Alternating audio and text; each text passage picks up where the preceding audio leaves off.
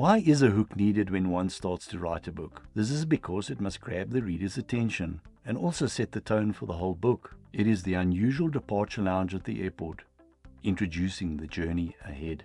Let me give you some examples. The sunset swallowed the dawn. This opener has setting up the yin-yang, with mysticism, apprehension, and a sense of finality abounding. Marilyn had waited all her life to be famous. What a humdinger. Right away we get a sense of the main character. She is somewhat familiar, ambitious, self-serving, and perhaps a little foolish. Most of all, she has a strategic point of view and a goal that most never achieve, or would ever want to.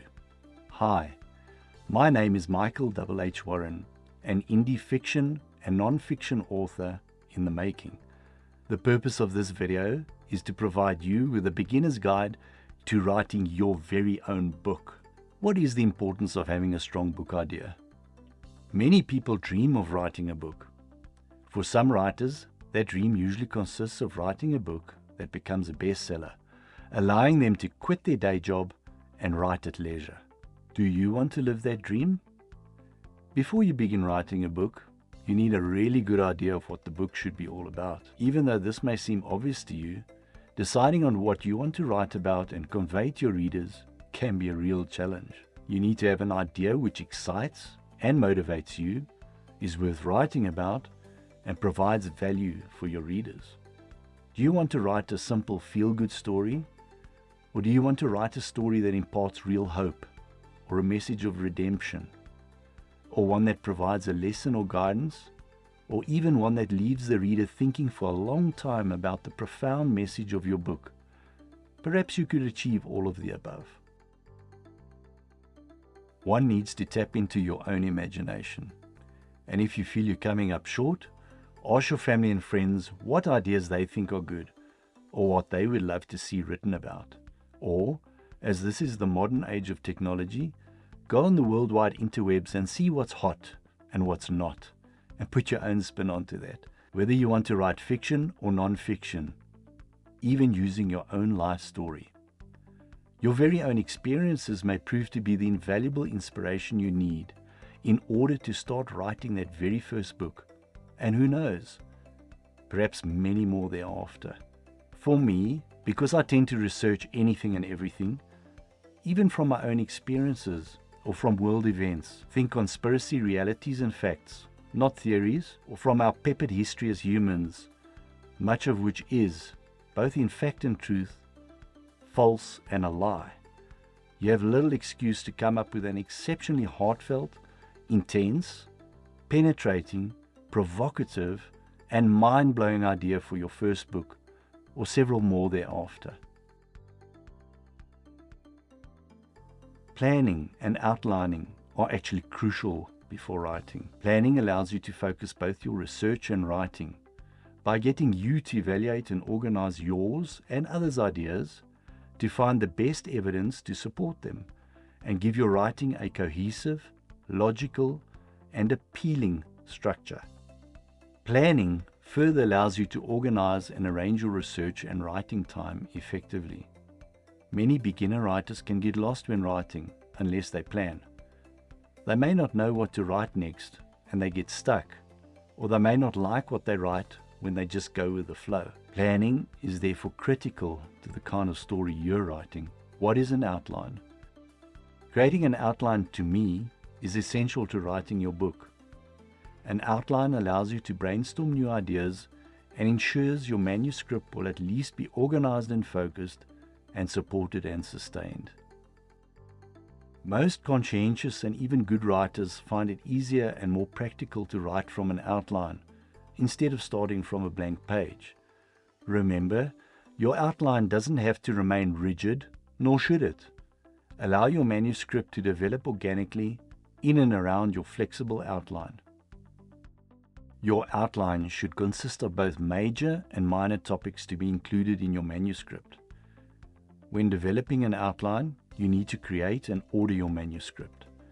Recognize categories and related topics among your notes and any research findings, and then place them in a logical order with one major idea leading to the next. To translate your notes and research findings into an outline, I suggest you follow these steps. 1. Identify the main topics from your notes and research. 2. Turn your topics into headings. 3. Organize your research information and notes under these headings. And 4. Structure and order your information within sequential topics, starting with an idea, then the facts if you're writing non-fiction, and finally followed by the detail you want to project. What is the snowflake method of writing a novel? Well, the snowflake method in writing a manuscript consists of 5 steps. 1. Choose a premise and write it up in a 1-sentence summary. 2. Expand that 1-sentence summary into a full paragraph. 3. Create your character summaries. 4. Build your character summaries into full profiles. And 5. Expand to a multi-page synopsis. The purpose of the snowflake method is to build incrementally from a simple starting point. It is meant to remove the mental block of trying to build too much framework before you're truly ready. But if you're ready, then let yourself rip. You would need to build up your main characters at some point anyway. What is the 3-act structure of writing a novel? Well, the traditional 3-act structure in writing a manuscript includes the following parts. Act 1, the setup. This includes exposition, inciting incident, and plot point 1. Act 2, the confrontation. This includes the rising action, midpoint, and plot point 2. Act 3, the resolution. This includes pre-climax, climax, and finally the conclusion. The 3-act story structure is essential because it helps anchor your story and ensures that you don't lose sight of where you're going with your manuscript.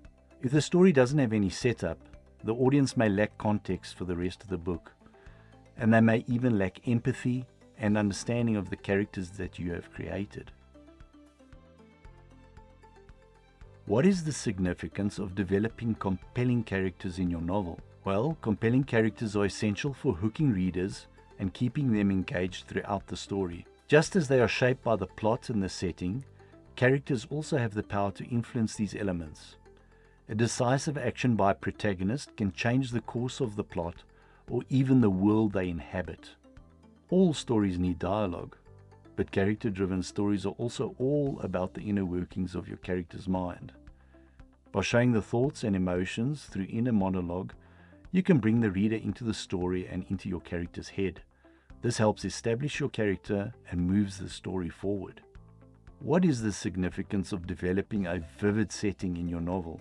Well, a vivid setting in your manuscript refers to the time, place, and environment in which your story occurs. Tips on how to write a vivid setting for your story. Please refer to selfpublishing.com. 1. Decide what mood you're trying to establish. 2. Decide which period or moment best fits the context of your story. 3. Know the atmosphere you need to portray. 4. Incorporate all elements of a story. 5. Use all 5 senses when you're describing the setting. 6. Don't describe the setting of a story all at once. 7. Don't over-describe the setting of a story. And 8. Remember that the setting of a story has a direct effect on the character and plot. Describing your story's environment in rich detail can transport your reader's imagination and make them feel they're part of the world you've created. Use sensory details to bring scenes to life, but be careful not to overload the reader with unnecessary information. Through its use, you can establish mood, develop your characters, and enhance the conflict. Tips on creating immersive settings and memorable characters. How do you create immersive settings for your novel? Well, show, don't tell. To create a vivid and immersive setting, avoid merely listing descriptive details. Instead, weave these details into the narrative through character actions, dialogue, and reactions. How to create vivid characters for your novel. Please refer to milanote.com. 1. Start with a character archetype. 2. Add specific characteristics. 3. Build a backstory. 4. Give them quirks, faults, and flaws. 5. Give your character an arc. 6. Add visual references. 7. Organize and refine. And finally, 8. Create the rest of your characters. What is a memorable character? The most memorable literary characters are, at their core, human beings. They have a backstory that goes deeper than what's on the page. An author knows they've created a good character when they can tell you more about that character than could ever fit into a single work of fiction. How characters and setting can drive your story forward. Just as they are shaped by the plot and the setting, characters also have the power to influence these elements. A decisive action by a protagonist can change the course of the plot or even alter the world they inhabit. How to make a story more immersive. The number one thing you have to do is to get inside your character's head. If you're writing your story in deep point of view, meaning the reader experiences the story's events through the eyes of a point of view character, take pains to craft setting descriptions that speak to how your point of view character would experience and engage with their surroundings. Common challenges in starting the writing process and how you can overcome them. 1. The difficult beginning. 2. The first step is always the hardest. 3. A noisy environment. 4. Confidence issues. 5. Vocabulary problems. 6. Tiredness. 7. Money. 8. Time management. And then 9. Writer's block. However, I'm not convinced about writer's block. It's more the external factors causing stress and discomfort that block ideas in action. Call it procrastination. Writing prompts or exercises to overcome writer's block. 1. Ask family and friends for book ideas. 2. Do an introspection of your own life experiences. 3. Surf the interwebs for inspiration. 4. Study a stranger. Observe someone on public transport, in a cafe, bar, in a park, and write a physical description of them. Avoid looking like a stalker. Freestyle writing. Just write off the top of your head. 6. Find a story. Read a magazine or newspaper from cover to cover. 7. Look at photographs. And 8. Explore your week ahead. My personal strategies for getting through the first draft of any manuscript. I seldom lack imagination for a new book, but stress causes me to procrastinate heavily. To get the first draft done, I plan the story in my head with the best idea of several ideas. I then jot down a rough outline. I am privileged to know some really talented people, storyline advisors, editors, and other writers, whom I can bounce my ideas and my suggested outlines off of. If you do not have such sources and resources, plug away on your own by tapping into your own imagination and experiences for some really great ideas. If that's not working for you, ask your family and friends if they don't mind undertaking such a role as being your writing ideas advisors. Failing all that, go to the interwebs to seek guidance from excellent sources, or listen to someone like me. The importance of editing and revising for clarity and coherence. Editing is essential to address issues of structure, flow, and logical progression, enhancing the overall readability of your work. It therefore enhances the clarity, coherence, and effectiveness of your writing. Editing helps to refine your ideas, correct your errors, and ensure your message is communicated clearly to your audience. Grammar and style. Careful editing corrects your grammar, punctuation, and spelling errors. Additionally, editing strengthens the overall quality of your work, making it more professional and credible. Revision is also essential to writing, as it is the opportunity to take a step back and examine your work with a critical eye, looking for ways to further improve clarity, sentence structure, and overall effectiveness. Getting another pair of eyes to read through your manuscript is very beneficial, as they see things you didn't, as you may be too familiar with your own writing, and you'll have missed obvious points of contention. A checklist or guide for self-editing. An editing checklist or guide is a list of specific items that you need to check and revise in your manuscript, such as structure, clarity, grammar, punctuation, spelling, and possibly citations. A list of what you want to check when you are editing your own writing. 1. Clarity.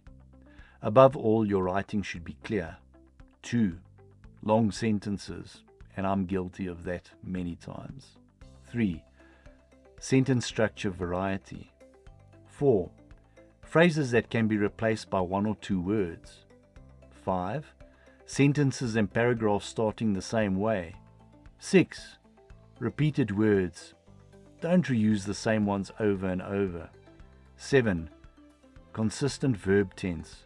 And finally 8. Consistent tone. Most editors say that the way to ask for input is via email.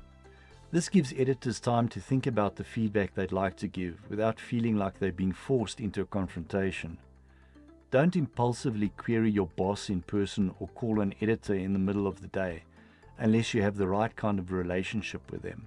Some steps you can use in asking for editorial feedback. 1. Reflect on what you hope to gain. Know your goal in asking for feedback. 2. Identify the right people to ask for feedback. When deciding whom to turn to for advice, above all else, consider the source. 3. Prepare the right questions. 4. Take notes on your feedback. And 5.